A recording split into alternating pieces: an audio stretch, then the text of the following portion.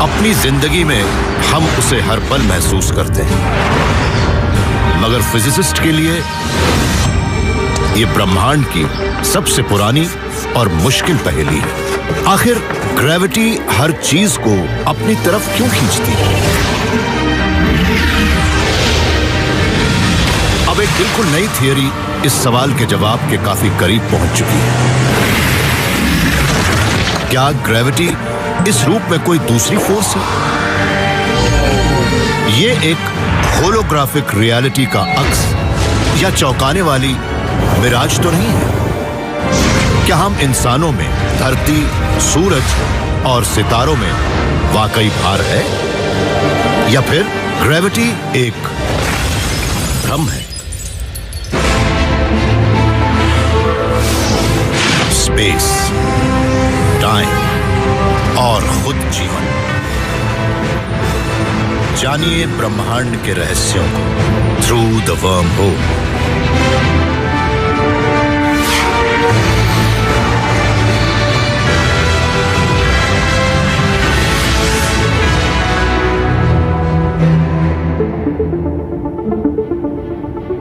सूरज का ग्रेविटेशनल खिंचाव पृथ्वी को अंतरिक्ष में उड़ने से बचाए रखता है। पृथ्वी की ग्रेविटी हमें जमीन पर रोके रखती है। देखने में तो सारी बातें सही लगती हैं, मगर साइंटिस्ट अब ब्रह्मांड में और अंदर तक झांकने लगे हैं और उन्हें पता लग रहा है कि ग्रेविटी शायद वो नहीं है जो नजर आती है। कहीं ऐसा तो नहीं कि देखने में असली लगने वाली ये चीज असली है ही नहीं?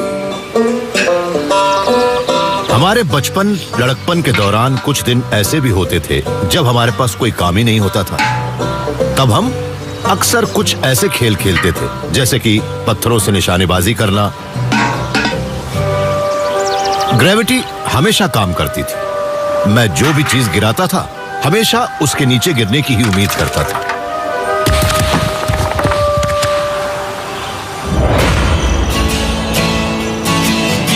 फिजिसिस्ट तो ग्रेविटी से कुछ अलग ही उम्मीदें रखते हैं। वो मानते हैं कि वो एक फंडामेंटल फोर्स है, ब्रह्मांड की मशीनरी का एक अहम पुर्जा है। मगर एक्सपेरिमेंटलिस्ट नरगिस मालवालवाला इस बात से इत्तेफाक नहीं रखती। अगर ग्रेविटी सचमुच एक फंडामेंटल फोर्स है तो ब्रह्मांड में हम चाहे जहां भी देखें वहां मास वाली हर चीज को एक ही तरह से इंटरैक्ट करना चाहिए। आइजैक न्यूटन ने हमें बताया कि मास वाली हर चीज हर उस चीज को अपनी ओर खींचती है जिसमें मास होता है। उनका मास जितना ज्यादा होगा वो एक दूसरे के उतने ही करीब होती है और ग्रेविटेशनल अट्रैक्शन भी उतना ही ज्यादा होता है। करीब 200 साल बाद एल्बर्ट आइंस्टाइन ने हमें बताया कि ऐसा क्यों होता है। उन्होंने कहा कि स्पेस और टाइम उस फैब्रिक में आपस में जुड़े होते हैं जिसे स्पेस टाइम कहते हैं। आइंस्टाइन मानते थे कि स्पेस टाइम मुड़ सकता है और उससे होने वाला डिस्टॉर्शन ही ग्रेविटी है। मास वाली जो चीजें एक दूसरे की ओर खींचती हैं वो असल में स्पेस टाइम के उसी आर्क पर चलती हैं। तो आइंस्टाइन के मुताबिक मास ही स्पेस टाइम से कहता है कि उसे किस तरह से मुड़ना है, और फिर स्पेस टाइम का आर्क भी मास से कहता है कि उसे किस तरह बढ़ना है। आइंस्टाइन ने यह भी कहा था कि जब मास वाली चीजें आगे बढ़ती हैं तब वो स्पेस टाइम के फैब्रिक में छोटी छोटी ग्रेविटेशनल रिपल बनाती हैं। फिर वो ग्रेविटेशनल तरंगे हमारे ब्रह्मांड को भर देती हैं। नरगिस मानती हैं कि अगर वो तरंगे काफी बड़ी हों तो हम उन्हें देख सकते हैं। अगर मैं किसी तालाब के बीच में एक सेब गिराती हूँ तो उससे बनने वाली लहरें मुझे किनारे पर नहीं दिखेंगी क्योंकि वो किनारे तक नहीं पहुँच पाएंगी। फिक्र मत कीजिए नरगिस, ब्रह्मांड में तो सेब से कहीं ज्यादा बड़ी चीजें होती हैं जो वहां तूफान ला सकती हैं।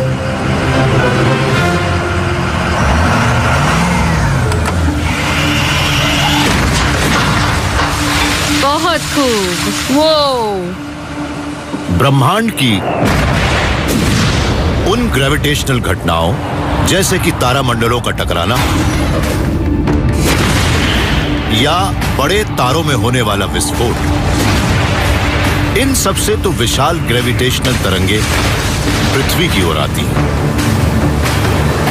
नरगिस ने उनका पता लगाने का एक तरीका ढूंढ लिया है और इस काम में उनके साथ हैं माइकल एंड्री।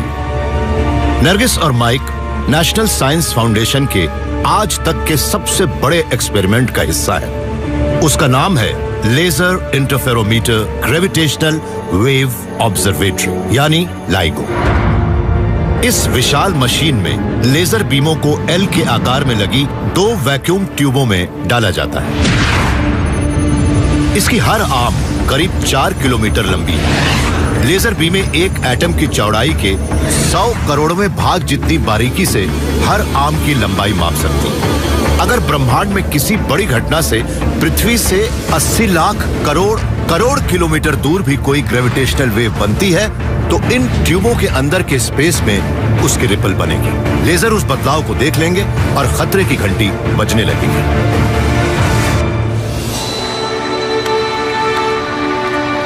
करीब 10 साल तक ब्रह्मांड से आने वाली आवाजें सुनने के बाद लाइगो ने झींगुरों की आवाज रिकॉर्ड की। हमने लाइगो के शुरुआती दौर में कोई भी ग्रेविटेशनल वेव नहीं देखी। नरगिस, माइक और लाइगो से जुड़े हजारों साइंटिस्टों के पास एक और मौका है। वो अब एडवांस्ड अपग्रेड पर काम कर रहे हैं जिससे लाइगो की सेंसिटिविटी करीब 10 गुना बढ़ जाएगी। मगर इस बात की कोई गारंटी नहीं कि इन्हें सिग्नल मिल ही जाएगा।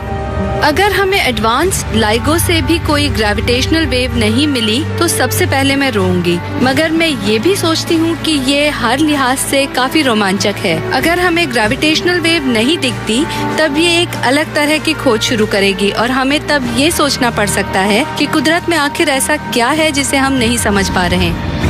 नरगिस ने उम्मीदें लगा रखी। मार्च 2014 में एस्ट्रोनॉमर्स के एक नए समूह ने दावा किया कि उन्होंने बिग बैंग से पैदा हुई ग्रेविटेशनल तरंगे ढूंढ ली। मगर कुछ साइंटिस्टों ने इस बात पर चुप्पी साध रखी है कि लाइगो इस बात का सबूत हो सकता है कि ग्रेविटी एक फंडामेंटल फोर्स नहीं है। जब सेब पृथ्वी पर गिरा तो शायद उसे किसी और चीज ने नीचे खींचा था। फिजिसिस्ट मानते हैं कि ब्रह्मांड की हर चीज, एनर्जी की पल्स भी, जिसे हम फोर्स कहते हैं, पार्टिकल्स से बनी है। ग्रेविटी भी वैसी ही है।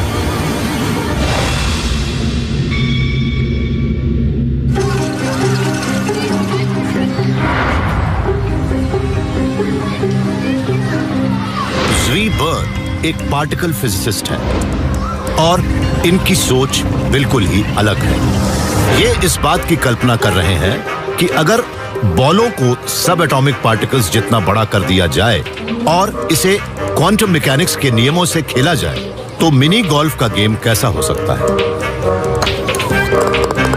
क्वांटम मैकेनिक्स में ऐसी अनोखी चीजें हैं कि हम सोच भी नहीं सकते।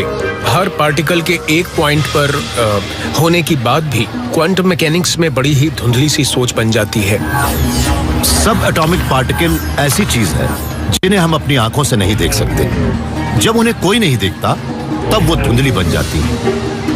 वो कई बार तो अचानक ही बाहर निकल आती हैं, लेकिन फिर अचानक ही गायब भी हो जाती हैं। ये अचानक दिखने और गायब होने वाले कुछ पार्टिकल्स ही कुदरत की फंडामेंटल फोर्स को ट्रांसमिट करते हैं। इलेक्ट्रोमैग्नेटिज्म, मजबूत फोर्स, कमजोर फोर्स और साथ ही साथ ग्रेविटी भी।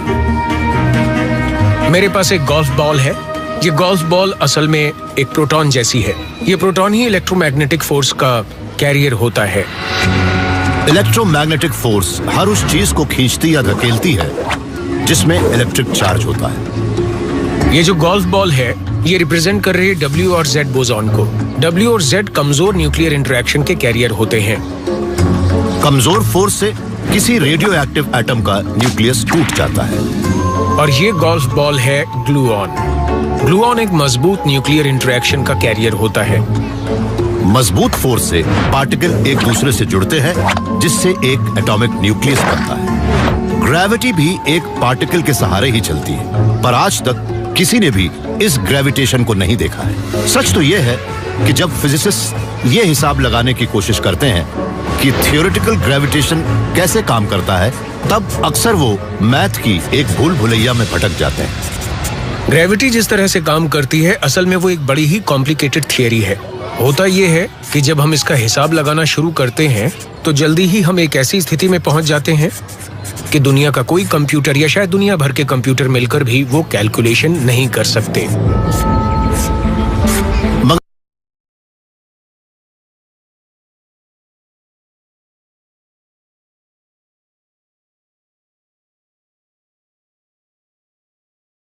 करते हैं तो जल्दी ही हम एक ऐसी स्थिति में पहुंच जाते हैं कि दुनिया का कोई कंप्यूटर या शायद दुनिया भर के कंप्यूटर मिलकर भी वो कैलकुलेशन नहीं कर सकते। मगर ज़्वी ने एक ऐसा तरीका ढूंढ निकाला है जिससे वो पता लगा सकते हैं कि ग्रेविटेशन सचमुच है या नहीं। क्वांटम थियरी भी मिनी गोल्फ की तरह प्रोबेबिलिटी का ही एक गेम है। इसमें भी होल इन वन मारना बहुत मुश्किल है। ऐसे में बॉल कहीं भी जा सकती है, लेकिन अगर होल को छोटे छोटे टुकड़ों में बांट दिया जाए तो काफी आसानी हो सकती है।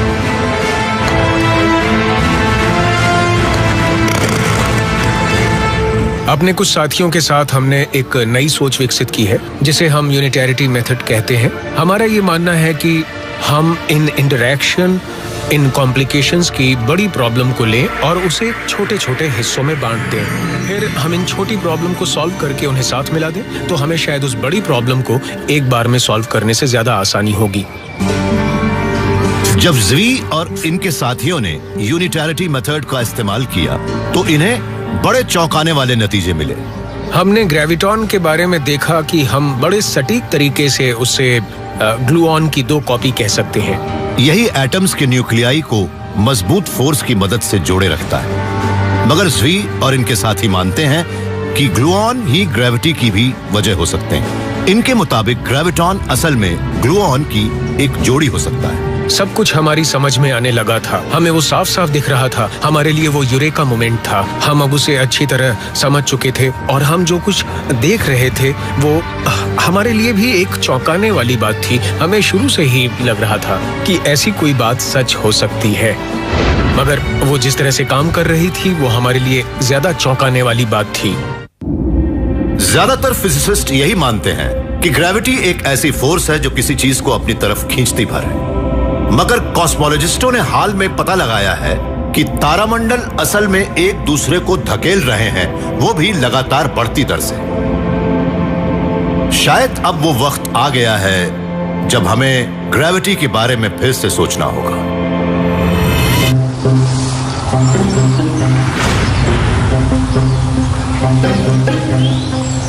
ड्रैगन हजुकोविच जिनीवा स्विट्जरलैंड में लगे European centre for nuclear research यानी सर्न से जुड़े एक फिजिसिस्ट हैं। मगर वो अपना बेहतरीन काम अपने वतन मॉन्टेनेग्रो लौटने पर ही कर पाते हैं। घर लौटने पर ड्रैगन अपने पुराने दोस्तों के साथ वक्त बिताते हैं और उनके साथ ग्रेविटी की एक नई थियरी पर काम करते हैं। मगर उससे हमारे ब्रह्मांड की सबसे खतरनाक चीज जुड़ी है, एंटी मैटर।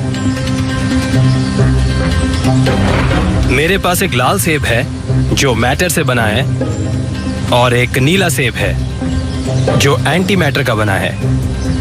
गनीमत है कि ये असली नहीं है, लेकिन अगर ये असली एंटी मैटर होता तो आप खुद देखिए कि क्या हो सकता है।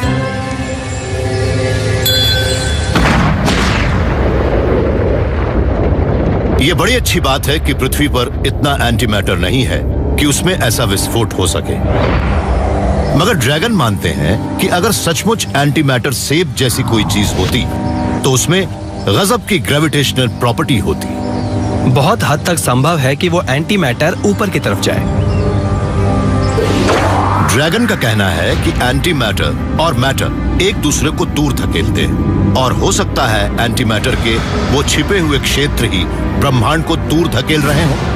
फिजिसिस्ट हमारे ब्रह्मांड के हर कोने को भरने वाली जगह को क्वांटम वैक्यूम कहते हैं। मगर उसके नाम से धोखा मत खाइएगा, क्योंकि उसके अंदर काफी माइक्रोस्कोपिक एक्टिविटी होती रहती है। उस क्वांटम वैक्यूम के हर कोने में हर पल एंटी मैटर और मैटर के सुरक्षित जोड़े बनते और खत्म होते रहते हैं। वो एक पल के लिए पैदा होते हैं और फिर एक दूसरे को खत्म कर देते हैं। इस तरह के हजारों हजारों हजारों हजारों करोड़ जोड़े हैं जो क्वांटम वैक्यूम के मेटा क्यूब में बनते और खत्म होते रहते हैं। इसलिए ग्रेविटी की थियरी में भी उनकी बड़ी अहम भूमिका है।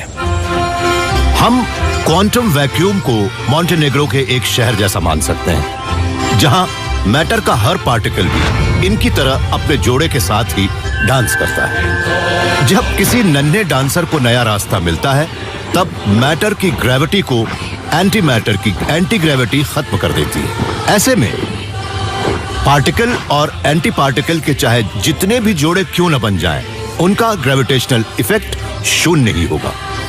मगर क्वांटम वैक्यूम हमेशा वैक्यूम में नहीं रहता है।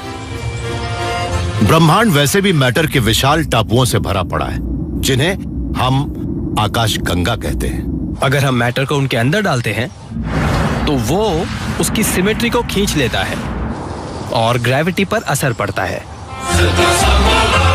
मॉन्टेनेग्रो का फोक डांस खत्म होने पर मेल डांसर बीच में चले आते हैं और वो एक बड़ा सा पिरामिड बनाते हैं। तब फीमेल डांसर्स को बाहर जाना पड़ता है। ड्रैगन की थियरी भी यही कहती है कि क्वांटम वैक्यूम में मैटर और एंटी मैटर के छोटे छोटे पार्टिकल्स को यही काम करना पड़ता है।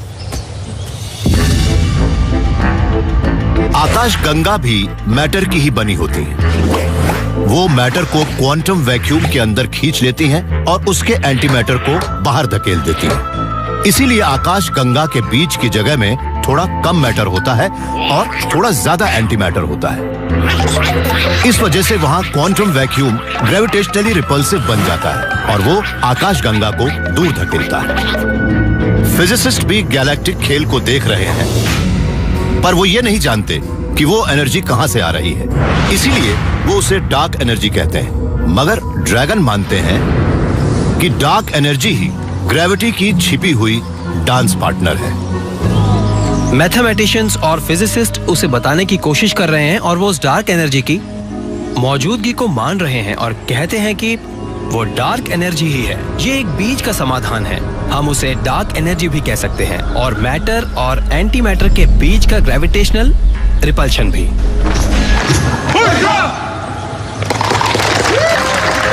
ड्रैगन की ये थियरी बड़ी कंट्रोवर्शियल रही है, मगर शायद हमें जल्दी ही पता लग जाए कि ग्रेविटी की एक रिपल्सिव बहन भी है।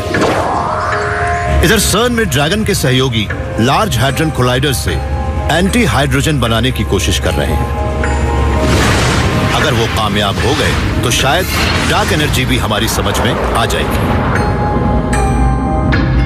या ये भी हो सकता है कि हम ग्रेविटी को समझने की कोशिश में एक और गलती कर बैठे।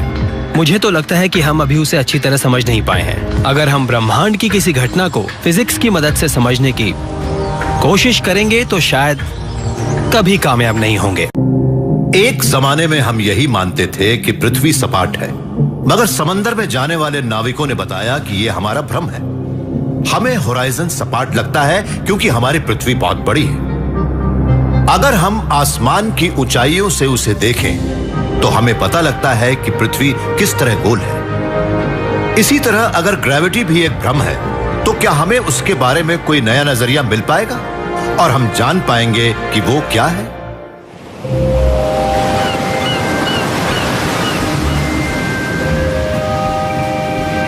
प्रिंसटन यूनिवर्सिटी के हर्मन वेलिंडे भी इसी तलाश में है। कई एक्सपेरिमेंट से यह साबित हो चुका है कि आइंस्टाइन की यह थियरी कि ग्रेविटी असल में स्पेस और टाइम में आया एक डिस्टॉर्शन है, ये बात सही भी लगती है। मगर उसके जैसी ही एक और दमदार थियरी है क्वांटम मैकेनिक्स, जो कहती है कि आइंस्टाइन की थियरी से यह पता नहीं लगता कि ग्रेविटी किस चीज की बनी है। आइंस्टाइन ने बताया कि अगर हम स्पेस में कहीं जाएं तो हम उसे देख भी नहीं सकते, क्योंकि स्पेस तो खाली है, वो किसी चीज से नहीं बना है। मगर क्वांटम थ्योरी ये कहती है कि स्पेस भी कणों से बना है, इस रेत की तरह।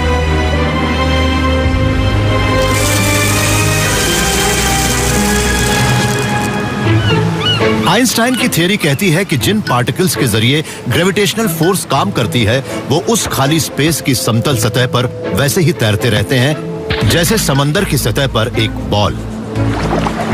मगर क्वांटम मैकेनिक्स कहती है कि स्पेस तो समतल है ही नहीं, वो छोटे छोटे ग्रेन से बना है, जिससे वहां कहीं भी आना जाना हिचकोलों से भरा होता है। करीब 1 सदी से फिजिसिस्ट्स के बीच इस बात पर गहरा मतभेद है, मगर अब हर्मन ये मानने लगे हैं कि शायद दोनों ही थियरीज सही हैं, क्योंकि हो सकता है कि सच ही हमें भरमा रहा हो।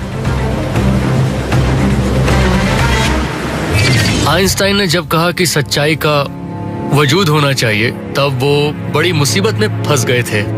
उससे उन्होंने ऑब्जेक्टिव रियलिटी कहा था, मगर फिजिक्स मानती है कि दुनिया शायद वैसी नहीं है जैसी वो नजर आती है। जो चीजें लाइट की स्पीड से कहीं आती जाती हैं, जैसे कि फोटोन या ग्रेविटॉन, वो भी उस रियलिटी का ही अलग वर्जन है। जब बॉल की स्पीड लाइट की स्पीड पर पहुंचती है, तब एक बड़ी अनोखी बात होती है। बाकी की दुनिया छोटी नजर आने लगती है। बॉल की स्पीड जितनी बढ़ती जाती है, बाकी की दुनिया भी उतनी ही छोटी होती जाती है और आखिर में सपाट हो जाती है एक मैदान की तरह।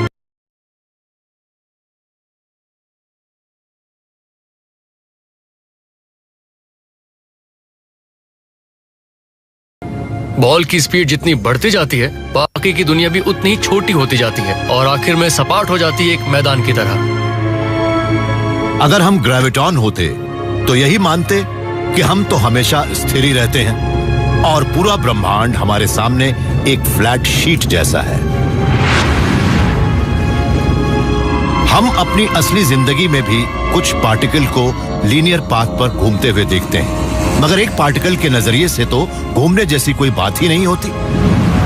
1960 के दशक के आखिरी दिनों में मैथमेटिशियन रॉजर पेनरोज ने दुनिया को देखने का एक नया तरीका दिया।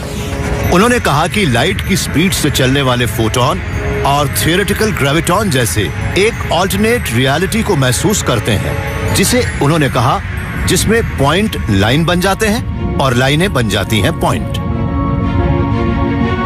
उस ट्विस्टर स्पेस में ग्रेविटन जिस रास्ते पर चलता है वो पॉइंट बन जाता है और ये स्पेस और टाइम के लिए बिल्कुल नए कोऑर्डिनेटर हैं। 50 साल पहले हिडन रियलिटी की बात बड़ी बेईमानी सी लगती थी, मगर हाल ही में फिजिक्स की एक नई सोच में कहा गया है कि पेनरोज का अंदाजा बिल्कुल सही था। वो अपने वक्त से आगे थे और उस थियरी को फिजिसिस्ट कहते हैं होलोग्राफिक प्रिंसिपल। होलोग्राफिक प्रिंसिपल ये मानता है कि हम अंतरिक्ष में जो कुछ भी देखते हैं वो असल में किसी और रियलिटी का एक होलोग्राफिक स्क्रीन पर नजर आने वाला रिफ्लेक्शन है और कुछ नहीं। इसका मतलब ये हुआ कि असली रियलिटी जैसे इस कमरे की दीवारों में छिपी हो। हर्मन ने इन दोनों विचारों को ट्विस्ट और होलोग्राफी में जोड़ दिया है। ये रियलिटी को मोड़ने वाली है, जिसमें आइंस्टाइन की ग्रेविटी थ्योरी और क्वांटम मैकेनिक्स साथ में आसानी से मिल जाती है। आइंस्टाइन की थ्योरी मानती है कि ग्रेविटॉन बिल्कुल समतल स्पेस में चलते हैं, मगर ट्विस्ट और होलोग्राफी में ग्रेविटॉन के चलने का रास्ता एक पॉइंट है। इससे फर्क नहीं पड़ता है कि ग्रेविटॉन पानी में या रेत पर चल रहा है, क्योंकि उस रियलिटी में तो ग्रेविटॉन बिल्कुल स्थिर रहता है। अगर हर्मन की बात सही है, तब तो ग्रेविटी एक ऑल्टर्ड रियलिटी में असली होगी और हम जिसे रियलिटी मान रहे हैं वो शायद एक भ्रम हो जो किसी और चीज से बना हो। वो भी एक अच्छा टीवी शो देखने जैसा ही है, क्योंकि हमें यह नहीं पता लगता कि पर्दे के पीछे रहने वाले कई लोगों ने मिलकर उसे बनाया है। आप मुझे रियलिटी के बारे में बताइए, असली जिंदगी में और फिजिक्स में। फिजिक्स में कई बार रियलिटी ना तो अनोखी होती है और ना ही ऑब्जेक्टिव, और कई बार वो भ्रम भी पैदा करती है। आप मेरे सामने बैठे हैं इसलिए आप मेरे लिए असली हैं, मगर क्या पता कोई मेरे साथ मजाक कर रहा हो। अगर ब्रह्मांड की ग्रेविटी सचमुच एक बहुत बड़ी मिराज है, तो वो किसी न किसी चीज से तो जरूर बनी होगी। एक नई थियरी अब यह दावा कर रही है कि ग्रेविटी का एक दूसरा रूप प्योर हीट जैसा हो।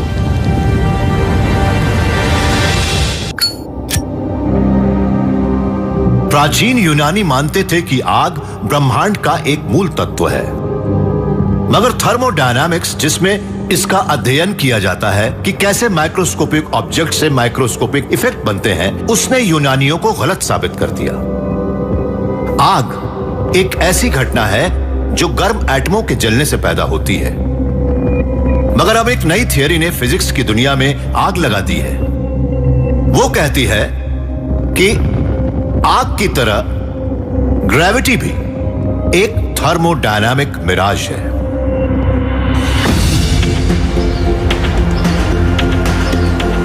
हाल में ही साइंस कम्युनिटी ने एक बिल्कुल नई खोज की है और वो ग्रेविटेशनल फिजिक्स के बारे में बड़ी ही अनोखी राय रखती है। ये कमाल है इस शख्स का। नहीं, ये हर्मन वेलिंडे नहीं है, ये तो उनके जुड़वा भाई हैं, एरिक। बचपन से ही मैं और हर्मन उन विषयों पर बातें किया करते थे जो हमें दिलचस्प लगते थे। अगर हम कुछ पढ़ते तो उसके बारे में आपस में बातें करते, मगर हम दोनों को फिजिक्स से कुछ ज्यादा ही लगाव था। एरिक और हर्मन हॉलैंड में एक जैसी ही जिंदगी बिता रहे थे। दोनों ने यूट्रेक्ट यूनिवर्सिटी से फिजिक्स में पीएचडी की और 2 सगी बहनों से इन्होंने शादी भी की।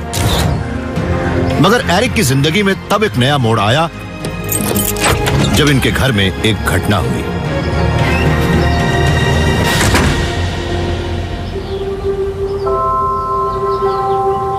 मैं छुट्टियों में बाहर गया था और एक दिन जॉगिंग के बाद घर लौटा तो देखता हूं कि कोई मेरे घर में घुस आया था। वो मेरी कार की चाबी, मेरा लैपटॉप, मेरा पासपोर्ट, साथ ही कई और भी चीजें ले गया था।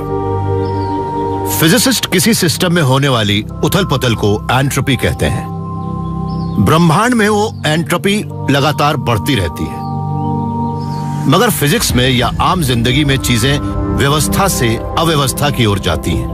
एंट्रोपी को व्यवस्थित बनाने के लिए एनर्जी की जरूरत पड़ती है, वैसे ही जैसे एरिक को अपना घर व्यवस्थित करने के लिए एनर्जी की जरूरत पड़ी थी। इस अचानक होने वाली घटना से निपटते हुए एरिक को जबरदस्त इंस्पिरेशन मिली थी। एंट्रोपी और ग्रेविटी के बीच एक बड़ा गहरा संबंध है।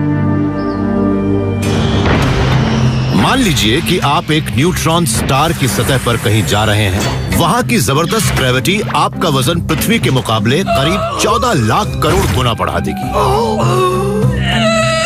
उसकी वजह से आपके अंदर के एटमों में अपने आप ही एंट्रोपी बढ़ जाएगी। जब कोई चीज किसी बहुत बड़ी चीज की ओर खिंचती है, तब उसे और ज्यादा ग्रेविटेशनल खिंचाव महसूस होता है और तब उसकी एंट्रोपी भी बहुत बढ़ जाती है। मैंने तो ग्रेविटी के मामले में यही देखा है कि जब ये सेब यहाँ होता है तब इसमें कम एंट्रोपी होती है, लेकिन जमीन पर जाते ही बढ़ जाती है। कुदरत भी एंट्रोपी बढ़ाती है या उसे बढ़ाने की कोशिश करती है। यही वजह है कि जब मैं इस सेब को गिराता हूँ, ये ज्यादा से ज्यादा एंट्रोपी पैदा करने की कोशिश करेगा और इसी वजह से ये नीचे भी गिरता है।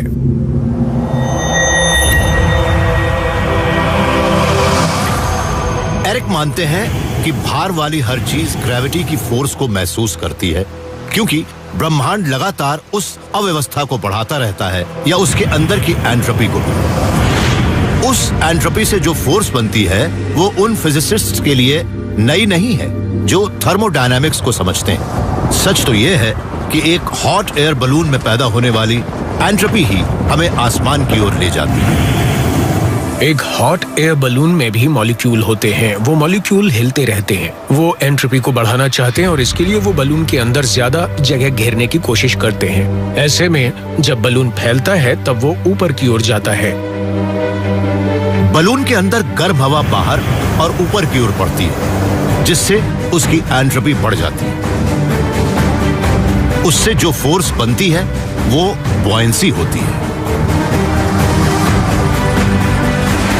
बॉयंसी कोई असली फोर्स नहीं है, बल्कि वो हवा के मॉलिक्यूल से पैदा होने वाली एंट्रोपी है। एरिक मानते हैं कि ग्रेविटी भी इसी तरह से किसी और चीज की एंट्रोपी से पैदा होती है, शायद स्पेस और टाइम की फैब्रिक में पैदा होने वाली अव्यवस्था से। एरिक अभी ये नहीं जानते कि वो किस चीज से बनती है, मगर वो ये जरूर मानते हैं कि ग्रेविटी ब्रह्मांड की एक फंडामेंटल फोर्स तो नहीं हो सकती। हाँ, उनके पास एक सुराग भी है। फिजिसिस्ट्स ने यह पता लगाया है कि एटमों की लिटरल इंफॉर्मेशन यानी कि उसके शेप, पोजीशन, स्टेट और मूवमेंट के साथ एंट्रोपी का भी एक रिश्ता तो जरूर है। मैंने पहले भी कहा है कि स्पेस और टाइम में इंफॉर्मेशन जमा रहती है। हम उस इंफॉर्मेशन को 0 और 1 बिट्स के तौर पर देख सकते हैं। इंफॉर्मेशन में भी एंट्रोपी हो सकती है, वो 1 या 0 में हो सकती है। शून्यों की एक लंबी लड़ी में अव्यवस्था बहुत कम होती है, लेकिन अब किसी लड़ी में बहुत से 1 और 0 हो अलग अलग पैटर्न में, तब वो बड़ा ही अव्यवस्थित होती है। जब एरिक ने इस सोच को थर्मोडायनामिक्स के साथ जोड़ा, तब समाधान के तौर पर उन्हें न्यूटन और आइंस्टाइन की ग्रेविटी की थियरी मिली। बेशक ग्रेविटी को एंट्रोपी में हुए बदलावों का नतीजा माना जा सकता है, मगर इसके लिए हमें ग्रेविटी को बिल्कुल अलग तरह से लेना होगा। उसे एक फंडामेंटल फोर्स मानने के बजाय हमें ये मानना पड़ेगा कि वो एक ऐसी चीज है जो पैदा होती है। हो सकता है कि अगर हम और ध्यान से विचार करें तो शायद हमें ग्रेविटी की हकीकत का भी पता लग जाए। पृथ्वी पर तो ऐसा नहीं किया जा सकता क्योंकि यहाँ ग्रेविटी बहुत कमजोर है, मगर ब्रह्मांड में एक ऐसी भी जगह है जहां ग्रेविटी का राज है, एक ब्लैक होल के अंदर। वो वहां इंसिनरेट मैटर को ग्रेविटेशनल आग से पूरी तरह जला सकती है।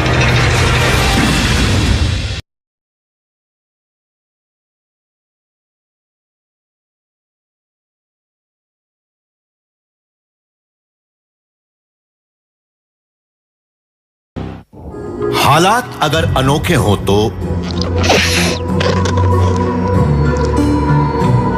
हमें हमेशा वो नहीं मिलता जिसकी हम उम्मीद करते हैं, मगर कई बार उस अनोखे हालात से भी हमें कुछ नए नजरिए मिल जाते हैं। यही वजह है कि ग्रेविटी का सच जानने के लिए फिजिसिस्ट उसकी स्टडी एक ऐसी जगह पर कर रहे हैं जहां उनके मुताबिक वो बड़ी अनोखी हरकत करती है।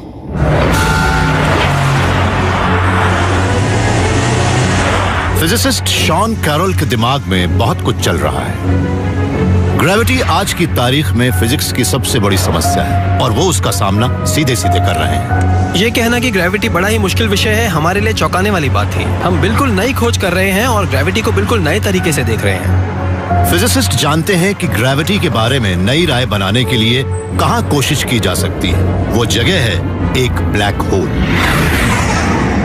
ब्रह्मांड के ये दानव एक तारे की मौत पर बनते हैं। तारे का सारा मास एक ही पॉइंट पर जमा हो जाता है और उस जगह पर ग्रेविटी अपने थियोरेटिकल मैक्सिमम पर होती है। हर ब्लैक होल के चारों ओर एक नजर न आने वाला खोल होता है जिसे इवेंट होराइजन कहते हैं। ये वो पॉइंट है जहां ब्लैक होल की ग्रेविटी के पार लाइट भी नहीं जा सकती। कोई नहीं जानता कि उस सरहद के पार असल में क्या है। ब्रह्मांड के उस हिस्से में ग्रेविटेशनल फील्ड इतना तगड़ा होता है कि उसके पार जाकर कोई वापस नहीं आ सकता। कोई उसके अंदर जाकर खोज तो कर सकता है लेकिन वहां से कभी वापस बाहर नहीं आ सकता। थियोरेटिकल फिजिसिस्ट शॉन ने इस सवाल का जवाब ढूंढने की कोशिश की। मान लीजिए कि आप एलिस जैसे एक एस्ट्रोनॉट हैं, बहादुर कॉस्मिक एक्सप्लोरर, और आप ब्लैक होल के अंदर जाने की भी हिम्मत रखते हैं। ग्रेविटी की हमारी आज की थियोरी के अनुसार आपको पता भी नहीं लगेगा कि कब वो हद यानी इवेंट होराइजन आ गई जहां से कभी लौटा नहीं जा सकता। कुछ ऐसे अहम प्रिंसिपल भी हैं जिन्हें हमें मानना ही पड़ेगा। उनमें से एक है नो ड्रामा। उसके मुताबिक अगर आप इवेंट होराइजन के पार भी चले जाते हैं तो आपको ये तक पता नहीं लगेगा कि वो जगह ब्रह्मांड की दूसरी जगहों से अलग है। मतलब ब्लैक होल के करीब पहुंचने पर कोई ड्रामा नहीं होता। फिजिसिस्ट्स बड़े लंबे समय से मानते रहे हैं कि इवेंट होराइजन के पार जाने के बाद कोई ड्रामेटिक घटना नहीं होती, लेकिन ब्लैक होल के अंदर पहुंचते ही वहां की लगातार बढ़ती ग्रेविटेशनल इंटेंसिटी आपको एक ह्यूमन स्पैगेटी बना देती है।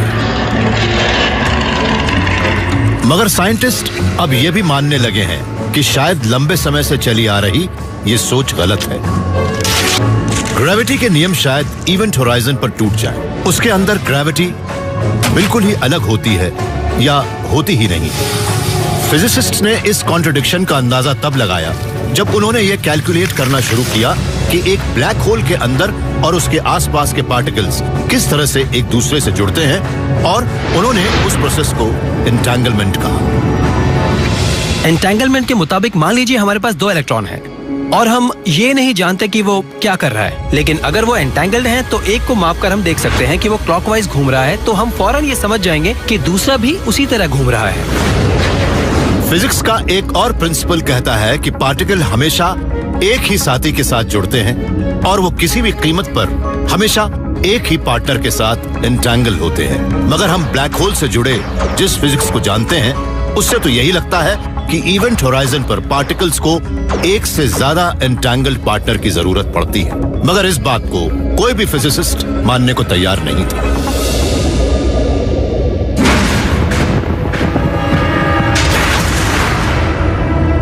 इसे ही हम आम्हेरी, मरोल्फ, पोल्चिंस्की, सली पैराडॉक्स कहते हैं। सेंटा बारबरा के 4 फिजिसिस्ट ने इसके बारे में बताया था। उन 4 फिजिसिस्ट्स ने इस पैराडॉक्स के बारे में एक बड़ा ही अनोखा समाधान दिया। अब वक्त आ गया था कि इवेंट होराइजन पर नो ड्रामा वाले प्रिंसिपल को भूल जाया जाए। सच तो यह है कि वहां बहुत कुछ होता है।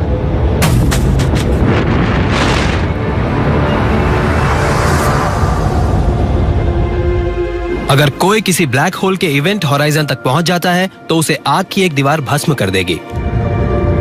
ब्लैक होल आग की एक दीवार से घिरे होते हैं और वो इतनी खतरनाक होती है कि वो उसके अंदर जाने वाले पार्टिकल को भस्म कर सकती है, या वो स्पेस और टाइम के फैब्रिक को भी भस्म कर सकती है।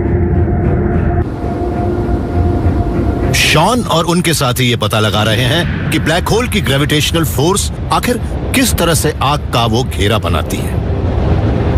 स्टीवन हॉकिंग ने कहा था कि अगर हम क्वांटम मैकेनिक्स को भी ध्यान में रखें तो ब्लैक होल से रेडिएशन निकलता है।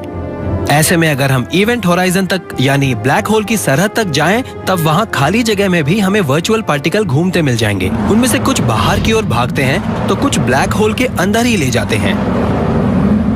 फिजिसिस्ट्स मानते हैं कि अगर ब्लैक होल फायरवॉल सचमुच है तो वो हॉकिंग रेडिएशन से ही बनी होगी। हमें तो यही लगता है कि वो फायरवॉल असल में हॉकिंग रेडिएशन से ही बनी है, और इस बात में कोई शक नहीं है कि ब्लैक होल के करीब होने की वजह से वो बहुत ज्यादा वायलेंट और ड्रामेटिक भी होगी। अगर सचमुच वो फायरवॉल है तो इसका मतलब है कि वहाँ एक सरहद है, एक छोर है। हम अभी ये नहीं जानते कि वहाँ जाने पर क्या हो सकता है। ये भी हो सकता है कि वहाँ जो कुछ भी है वो स्पेस और टाइम हो ही नहीं। वहाँ क्वांटम मैकेनिक्स तो हो, पर वो ग्रेविटी और स्पेस टाइम नहीं हो जिसकी बात आइंस्टाइन ने की थी। उस ब्लैक होल फायरवॉल के पार जाने के बाद शायद ग्रेविटी एक बिल्कुल नया रूप ले लेती है। अगर हम ये जान लें कि उसका वो रूप कैसा है, तब शायद हमें ब्रह्मांड में दूसरी जगहों पर ग्रेविटी का असली स्वभाव भी पता लग जाएगा। हम अब ब्लैक होल के उस इवेंट होराइजन को भी देखने की सोचने लगे हैं, जिसके बारे में कभी सोचा भी नहीं गया। इस एस्ट्रोनॉमर का कहना है कि ये ऐसी कोशिश कर सकते हैं। ये दुनिया का आज तक का सबसे बड़ा टेलीस्कोप भी बनाने जा रहे हैं।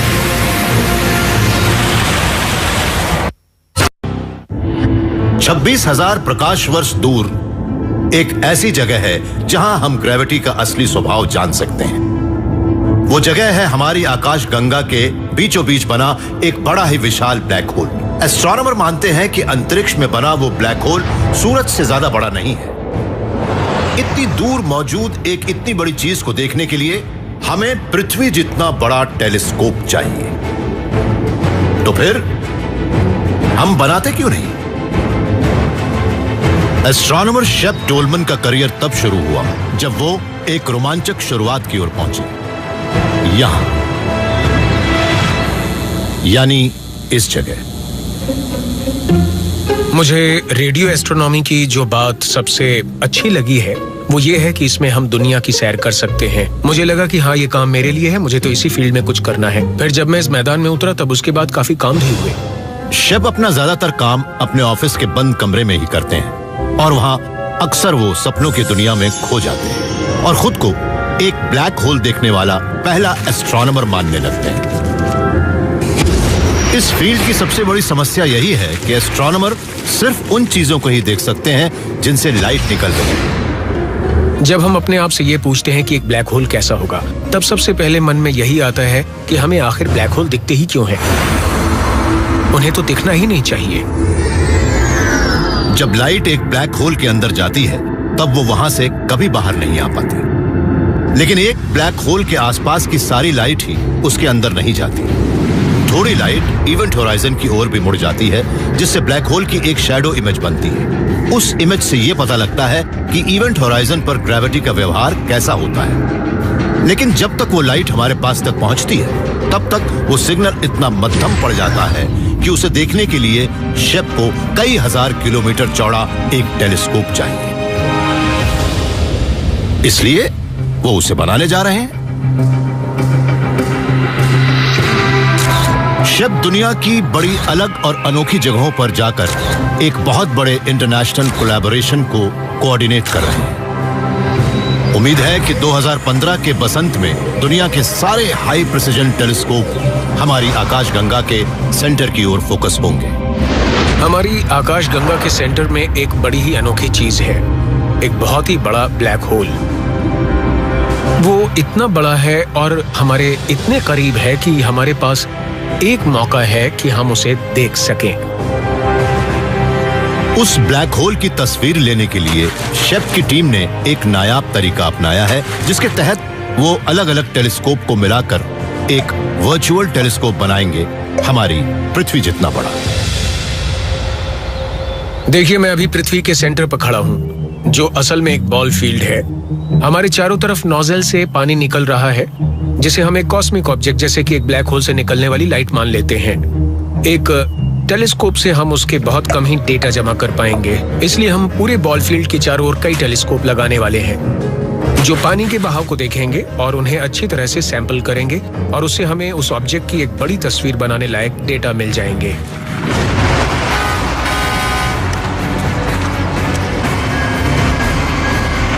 जब मैटर उस बहुत बड़े ब्लैक होल में गिरता है तब उससे अंतरिक्ष में रेडिएशन फैलता है। शेप अपने सोर्स से निकलते ही उस लाइट के आकार को रिकंस्ट्रक्ट करने की कोशिश कर रहे हैं। वो भी वैसा ही होगा जैसे इन नोजल से निकलने वाला पानी। वो जितनी दूर तक जाता है उसकी फुहारें उतनी ही ज्यादा फैलती। लेकिन अगर ज्यादा बड़े इलाके में पानी जमा करने वाले ज्यादा कलेक्टर हों तो उनमें जमा हुए पानी से हम नोजल के आकार को रिकंस्ट्रक्ट कर सकते हैं।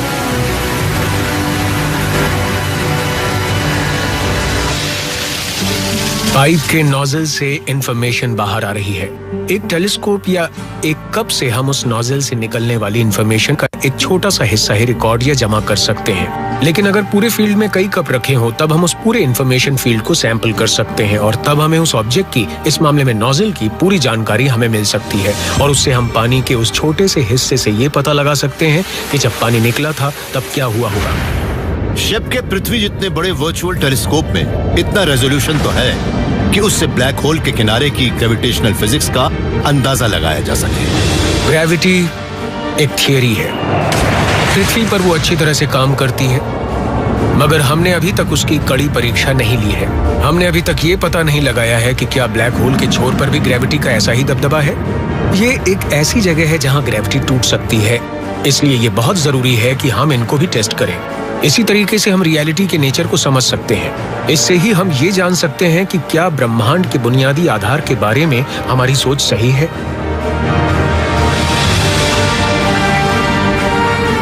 ग्रेविटी असली लगती है। ये हमें उस जगह पर टिकाए रखती है जिसे हम अपना घर कहते हैं, मगर शायद ग्रेविटी वो नहीं है जो नजर आती है। अगर ग्रेविटी सचमुच एक भ्रम है तो अब वक्त आ चुका है कि हम उन बातों पर सवाल खड़े करें जो हम अपने ब्रह्मांड के बारे में जानते हैं। जब हम उन बातों को भूल जाएंगे जिन्हें हम सही मान रहे हैं, तभी हम सच्चाई का असली स्वाद ले पाएंगे।